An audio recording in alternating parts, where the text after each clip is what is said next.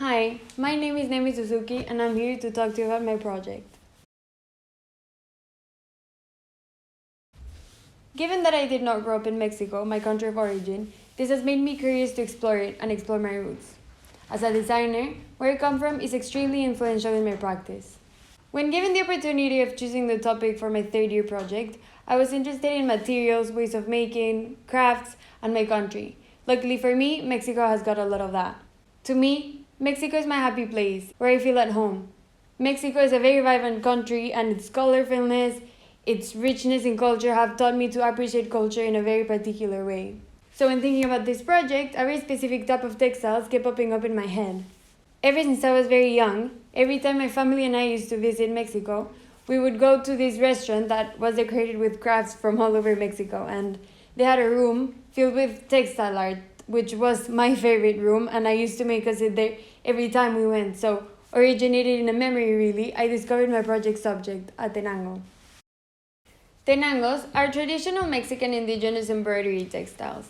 They get their name from the place they originated in, Tenango de Doria in Hidalgo, which is characterized by the production of these crafts. There are two types of tenangos in which the style of each cartoonist is reflected: the daily life, composed of birds, animals of their community, and flowers that they harvest, and the imaginary one, in which fantastic figures are captured, also known as alebrijes, which are mixtures of different creatures and animals.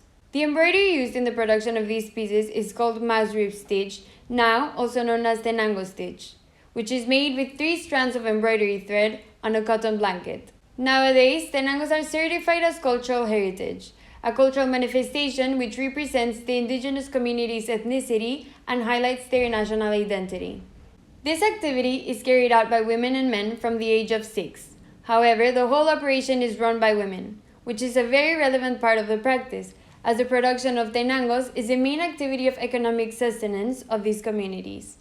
As a woman myself, delving into this practice was very significant, enriching, exciting, and an empowering opportunity and experience.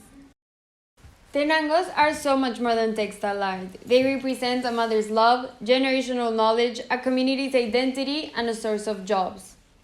Tenangos not only resonated in me because of their beauty, they did so because behind that beauty there is a crude reality, one that is not beautiful and one that is quite unfair. Tenangos, one of the most outstanding Mexican handicrafts, have seen an increased interdisciplinary interest in recent years. Brands' recent interest in tenangos has been often mistakenly labeled as a homage or inspiration. However, their use of said elements of Mexican culture is in fact cultural appropriation. The Oxford English Dictionary defines cultural appropriation as the unacknowledged or inappropriate adoption of the practices, customs, or aesthetics of one social or ethnic group by members of another typically dominant community or society. The municipality of Tenango de Doria has the highest poverty indices and marginalization in the state of Hidalgo. The indigenous people who live from textile production suffer from their economical position as their economical situation is very unstable. The people in these communities have to fight for the worth of what they produce as they don't have a fixed salary for their work. Regrettably, in their fight, they have got a lot of things against them as they are a very vulnerable and disadvantaged part of society due to their lack of resources. In addition, another great injustice with which people who sell in the streets and markets of Mexico have to deal with is bargaining. Indigenous textile production is a low economic rewarding activity, in which the output produced is not proportional to the input that this cultural activity requires, as there is so much that goes into the making of this textile art with such little gain. I created the protest passport as a response to the deep investigative research I had carried out in the topic. This passport served as a critique to all the brands that I had encountered in my research who committed cultural appropriation. The aim was to draw attention to the ideas of identity, authenticity, ownership, legalities, and security. When it comes to these crafts, the problem is there is no official recognition of their identity until very recently that tenangos became the intellectual property of the people who make them. The authenticity of the crafts in their appropriation is questionable, the ownership is concealed and unacknowledged, and what's more, the legalities and security measures in the form of laws are not sufficiently developed to promote a cultural exchange. With a satirical hue, the stamps represent the brand's imprint on the identity of these crafts, with the objective of highlighting that this malpractice is not formal, official, or secure in its nature, but rather degrading and harmful. While the initial idea of the protest passport was interesting, when thinking about its place in the real world, it would not change too much about the situation. So, what if this became a platform? Looking at other forms of cultural awareness, such as fair trade, the passport had a great potential to shift from being about highlighting the bad practice to becoming about celebrating the brands that have in fact done a rightful exchange, supporting a good practice. Within these ideas, I was very interested in visualizing the face, the hands, the process of creation of these cultural manifestations. The stamps supposed an exciting opportunity as with technology, they could be readable and show an image, a video, or something which could enable its audience to engage in a deeper level with the story of these cultural manifestations. Ultimately, the goal was to add to the cultural significance embedded within the piece or outcome of a collaboration. It was very important for me to be able to get in touch with people who could inform my research. Finding people who were willing to be interviewed and share their knowledge proved to be quite difficult at times, and although it was challenging to make it happen, it proved to be a wonderful learning experience. During my research, I was fortunate to meet 3 key women for this project. Liliana Valle, a Mexican designer who is part of the Interaction Research Studio at Goldsmiths University of London. Alicia Rosales, a master esthetician from San Pablo el Grande, Tenango de Doria in Hidalgo, who has embroidered for over 40 years, and Carla Pensamiento, who helps Alicia with her sales from Mexico City. Liliana, as an experienced collaborator with indigenous communities, gave me my first insight into what a collaboration with indigenous people about cultural manifestations looks like. She also shared with me the guidelines to go about this based on her personal experience of working with artisans from Oaxaca in Mexico to create pottery. My conversation with Liliana helped me think critically about what I had done and be able to question the information embedded within the passport in another level, such as the way I had ID'd the Tenango. Reflecting upon my conversation with Liliana, I realized that a lot of questions that I had come up with from my takeaway of our conversation, I was not able to answer myself.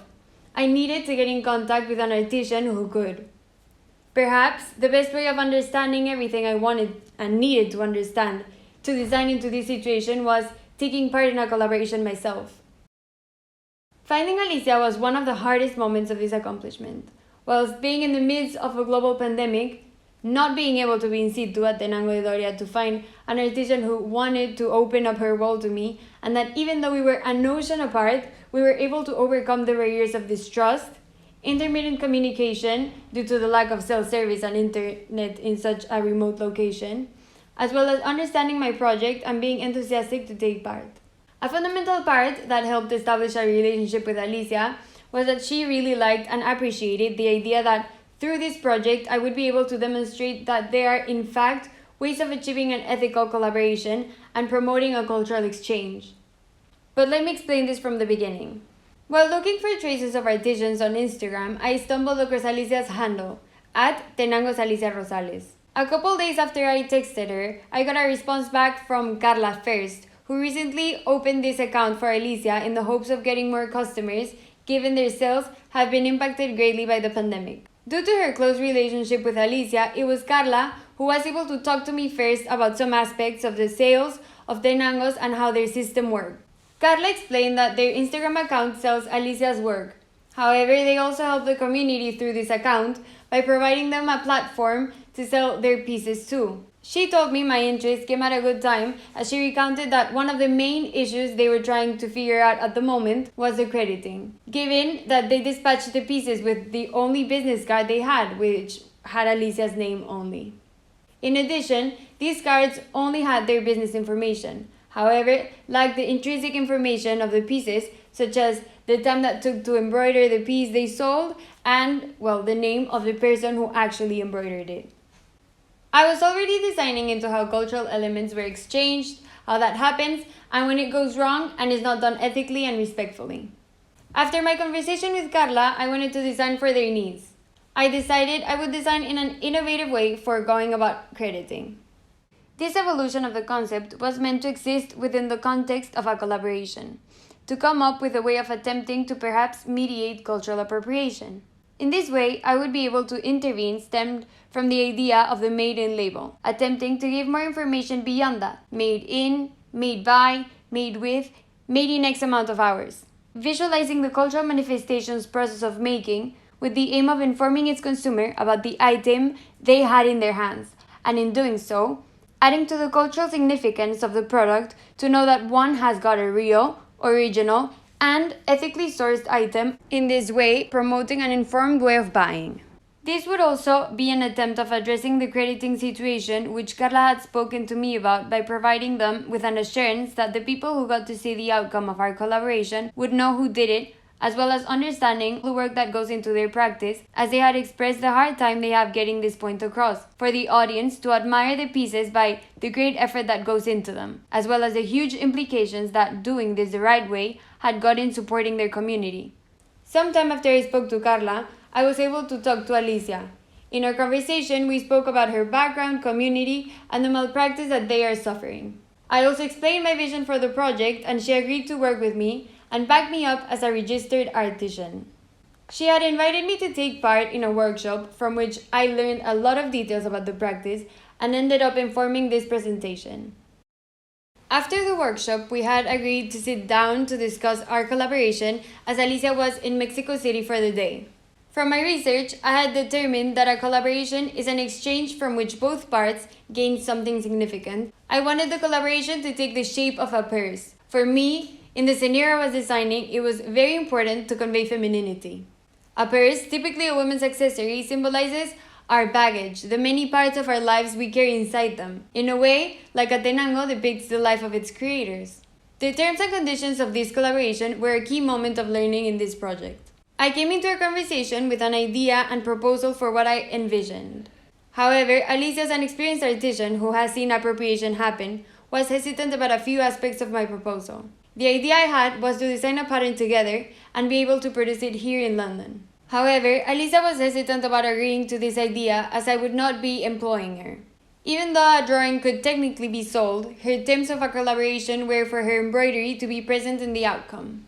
To design and embroider a Tenango pattern could take up to 2 months, depending on how intricate the pattern is. This was also not an option. Given that I was not going to commercialize the outcome and could not help them in a very significant economic way, new terms had to be agreed upon for my collaboration with Alicia. These came to be that I would buy the Tenangos, use them for my design, and then find a Mexican-based photographer who would take professional pictures of those and other pieces of Alicia's collection, which they could then utilize on their social media pages for commercial purposes. The agreement we reached was driven by the current circumstances, as they preferred to sell me a finished Tenango piece and make a sale, whilst allowing me to transform them.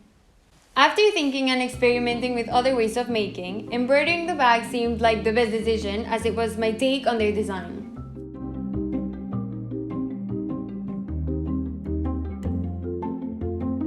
The idea I had of the bag was to have the bag be a digitalized Tenango, and within it have appliques of Alicia's embroidery. The purse resulted small in size due to limitations set by the embroidery machine. The color of the canvas and thread were selected for them to be a close match to the cotton canvas color the original pieces were embroidered onto. This was intentional, as it was meant to give protagonism to Alicia's embroidery. The bag symbolizes the fusion of Alicia's work and mine.